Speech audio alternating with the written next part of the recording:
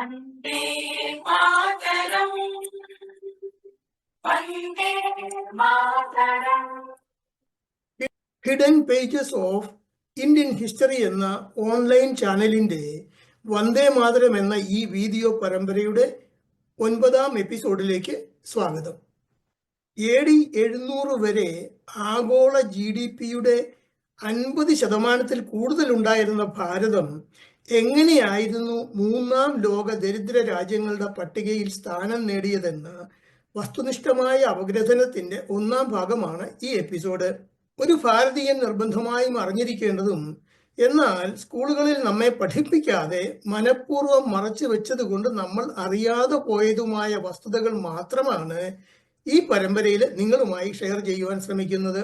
അതുകൊണ്ട് തന്നെ മാതൃഭൂമിയോടുള്ള മിനിമം കടപ്പാടെങ്കിലും കണക്കിലെടുത്ത് നിങ്ങളുടെ രാജ്യസ്നേഹവും സ്വദേശാഭിമാനവും നിങ്ങളെ പ്രേരിപ്പിക്കുന്നുവെങ്കിൽ ഈ ചാനൽ സബ്സ്ക്രൈബ് ചെയ്ത് ഓരോ വീഡിയോയും കഴിയുന്നത്ര മറ്റുള്ളവർക്ക് കൂടി ഷെയർ ചെയ്ത് ഈ യജ്ഞം വിജയിപ്പിക്കുവാൻ നിങ്ങൾ ഓരോരുത്തരുടെയും സഹായ സഹകരണങ്ങളും ക്രിയാത്മകമായ അഭിപ്രായങ്ങളും അഭ്യർത്ഥിക്കുന്നു. അതോടൊപ്പം തന്നെ വസ്തുനിഷ്ഠമല്ലാത്ത എന്തെങ്കിലും കാര്യങ്ങൾ നിങ്ങളുടെ ശ്രദ്ധയിൽപ്പെട്ടാൽ ദയവായി കമന്റ് ബോക്സിലൂടെ അക്കാര്യം ചൂണ്ടിക്കാണിച്ച് വേണ്ടത്ര തിരുത്തലുകൾ വരുത്തുവാൻ സഹായിക്കണമെന്നും അപേക്ഷിക്കുന്നു. ഇനി കാര്യത്തിലേക്ക് കടക്കാം.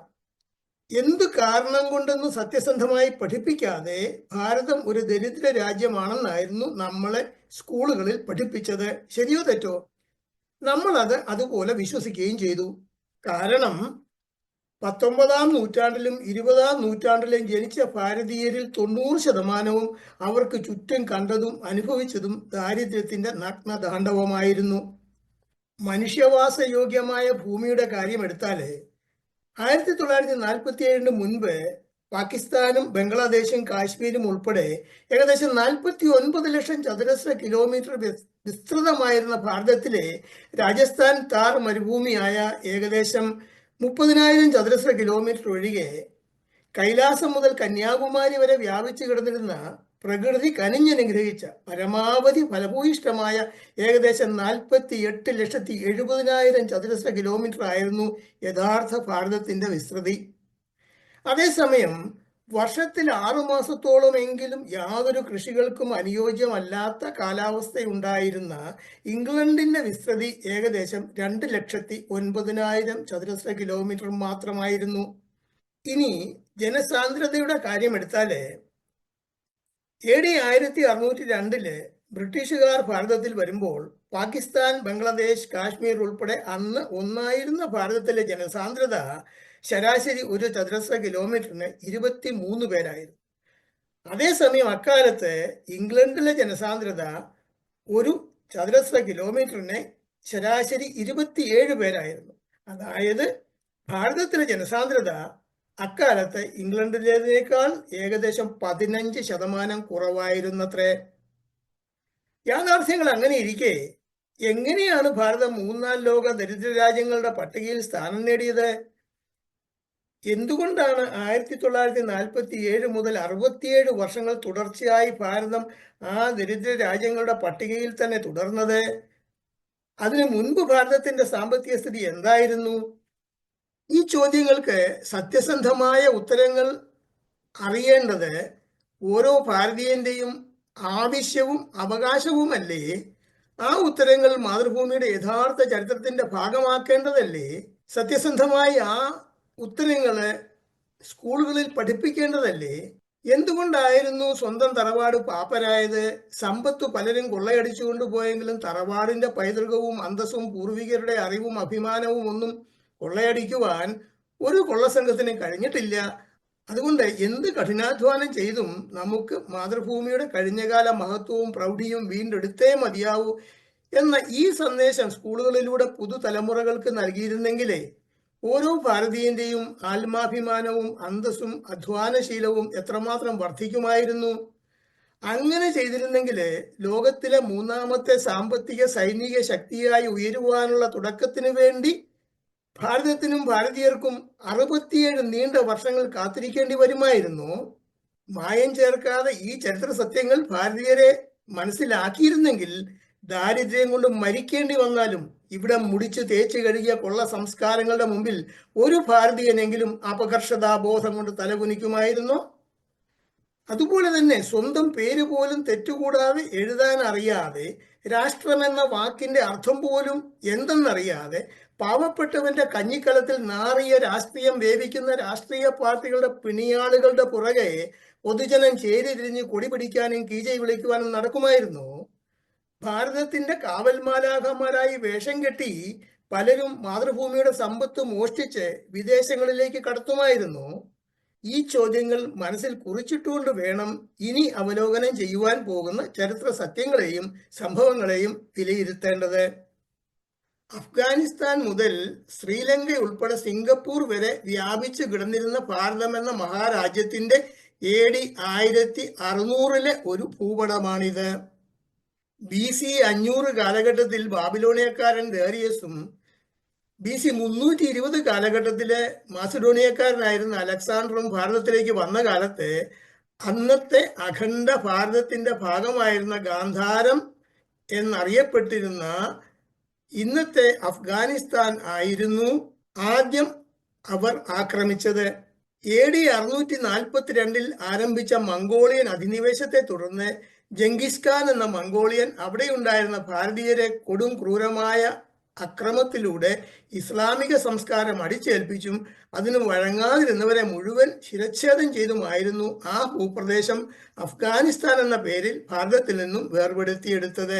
ഇനി AD 1000 മുതൽ 2005 വരെ western Europe, America, China, Japan, India എന്നീ 5 ഭൂപ്രദേശങ്ങളുടെ GDP ആഗോള GDPയുടെ എത്ര ശതമാനം ആയിരുന്നുവെന്ന ഒരു പാശ്ചാത്യ സർവകലാശാലയുടെ പഠന റിപ്പോർട്ടിന്റെ ഭാഗമായ ഒരു ചാർട്ടാണ് ഇത്. AD 1000-നും അതിനു മുൻപും ഭാരതത്തിന്റെ GDP മറ്റ് 4 ഭൂപ്രദേശങ്ങളുടേതിനേക്കാൾ കൂടുതലായിരുന്നു. അഥവാ വിദേശികൾ ഇവിടെ വന്ന് കൊള്ളയടിക്കുന്നതിന് മുൻപ് സാമ്പത്തികമായി ലോകത്തിലെ 1ാമത്തെ ഭൂപ്രദേശമായിരുന്നു ഭാരതം എന്നാണ് ഈ ചാർട്ട് വ്യക്തമാക്കുന്നത്.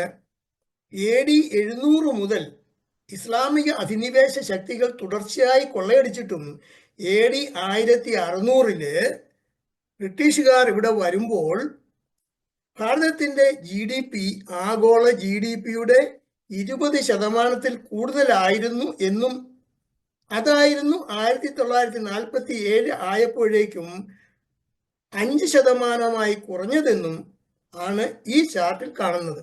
എന്നാൽ AD 1600 ബ്രിട്ടീഷുകാർ ഇവിടെ വരുന്ന കാലത്ത് ഭാരതത്തിന്റെ GDP ആഗോള GDPയുടെ ഏകദേശം 27%, അവർ ഇവിടെ നിന്നും പോയ കാലത്ത് അത് ഏകദേശം 2% ആയിരുന്നു എന്നുമാണ് ആൻ ഇറ ഓഫ് ഡാർക്ക്നെസ് എന്ന പുസ്തകത്തിലെ ഡോക്ടർ ശശി തരൂര് വ്യക്തമാക്കുന്നത്.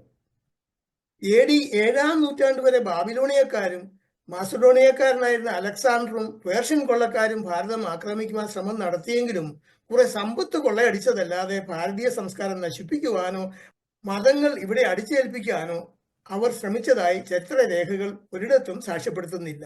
എന്നാൽ AD 712 അതുവരെ എല്ലാ മേഖലകളിലും ലോകത്തിലെ ഏറ്റവും സമ്പന്നമായിരുന്ന ഭാരതത്തിന്റെ സർവനാശങ്ങളുടെയും തുടക്കം.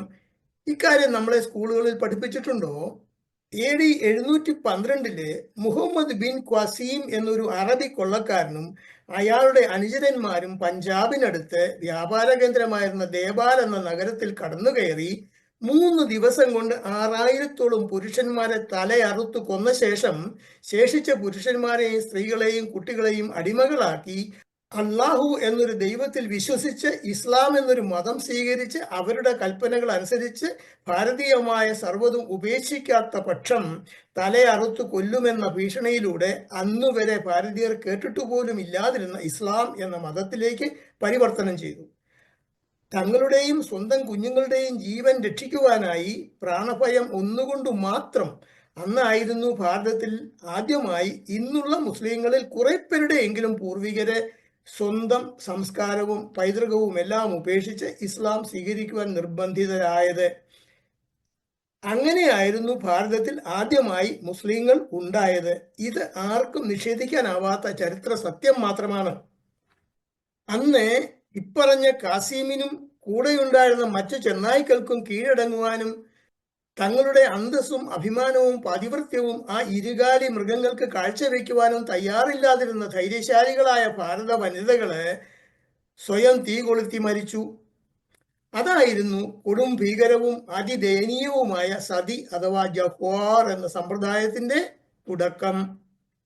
പുരാതന കാലം മുതലേ ഭാരതവുമായി വ്യാപാര ബന്ധം ഉണ്ടായിരുന്ന അറബി, സിറിയൻ, മറോക്കൻ വ്യാപാരികളിൽ നിന്നും ഭാരതത്തിലെ അന്നത്തെ കലവറയില്ലാത്ത സമ്പത്തിനെ പറ്റിയും അതുപോലെ തന്നെ AD 712 ഭാരതം കൊള്ളയടിക്കുവാനും ഇസ്ലാം അടിച്ചേൽപ്പിക്കുവാനും കടന്നു കയറിയ മുഹമ്മദ് ബിൻ കസീമിന്റെ വിജയത്തെ പറ്റിയുമെല്ലാം കേട്ടറിഞ്ഞ അറബി കൊള്ളസംഘങ്ങള് ഒന്നൊന്നായി ഭാരതത്തെ കൊള്ളയടിക്കുവാൻ തയ്യാറെടുത്തുകൊണ്ടിരുന്നു. തൽഫലമായി ഭാരതത്തിൽ കടന്നു കയറിയവരിൽ ഒരാളായിരുന്നു AD 997 1030 ഇടയില് 17 പ്രാവശ്യം ഗുജറാത്തിൽ ആക്രമണം നടത്തുകയും 10,000-കണക്കിന് ഭാരതീയരെ കൊന്നുതള്ളുകയും കഴിയുന്നത്രയും ഗുജറാത്തുകാരെ കഴുത്തിന് വാള് ചൂണ്ടി ഇസ്ലാമിലേക്ക് പരിവർത്തനം ചെയ്യുകയും AD 1025 ഗുജറാത്തിലെ സോമനാഥിൽ 50,000-ഓളം പേരെ കൂട്ടക്കൊല ചെയ്ത ശേഷം സോമനാഥ് ക്ഷേത്രത്തിലെ സ്വർണശേഖരം മുഴുവൻ കൊള്ളയടിക്കുകയും ചെയ്ത മുഹമ്മദ് ഗസനി. അതുപോലെ തന്നെ മറ്റൊരു കൊടും ഭീകരനായിരുന്നു ഇന്നു ഭാരതത്തിലുള്ള മുസ്ലിങ്ങളുടെ പൂർവികരിലെ 1,00,000-ലധികം പേരെ AD 1150 1210 ഇടയിലെ കൊന്നു കൊലവിളിക്കുകയും ഏകദേശം അത്രയും തന്നെ ആളുകളെ അടിമകളാക്കി കൊടും ഭീകരമായ മാർഗങ്ങളിലൂടെ മുസ്ലിമുകളാക്കുകയും ഭാരതീയ ക്ഷേത്രങ്ങൾ തകർത്ത് അവയുടെ സ്ഥാനത്ത് ഇസ്ലാം മോസ്കുകൾ പണിയിപ്പിക്കുകയും ചെയ്ത ഖുത്ബ് ഉൽ ദീൻ ഐബക്. ഇയാള് വസുധൈവ കുടുംബകം, ലോകാ സമസ്താ സുഖിനോ ഭവന്തു, ഭാരതം മാത്രം സുഖിനോ ഭവന്തു എന്നല്ല, ലോകാ സമസ്താ സുഖിനോ ഭവന്തു, സർവമംഗളം ഭവതു, ഇങ്ങനെയൊക്കെ പഠിക്കുകയും പഠിപ്പിക്കുകയും പ്രാർത്ഥിക്കുകയും ചെയ്ത് ഭൂമിയിലെ സ്വർഗമായിരുന്ന ഭാരതത്തിൽ സമാധാനമായി കഴിഞ്ഞിരുന്ന ഭാരതീയരെ അവരുടെ സർവ്വസമ്പത്തും കൊള്ളയടിച്ച ശേഷം നീലാകാശത്തിനപ്പുറത്ത് എവിടെയോ ഉണ്ടെന്ന് ആർക്കോ തോന്നിയ ഒരു സ്വർഗത്തിലേക്ക് കൊണ്ടുപോകാനായി കൂട്ടക്കൊലം ചെയ്ത ഇത്തരം കാപാലികരുടെ ഒരു നീണ്ട പട്ടിക തന്നെ ഉണ്ട്. അവരില് ഏറ്റവും കൂടുതൽ ഭാരതീയരെ ശിരച്ഛേദം ചെയ്യുകയും അറുത്തെടുത്ത തലകള് കുന്നുപോലെ കൂട്ടിയിട്ട് ആസ്വദിക്കുകയും ചെയ്ത കൊടും പിശാചികൾ പലരുമുണ്ട്.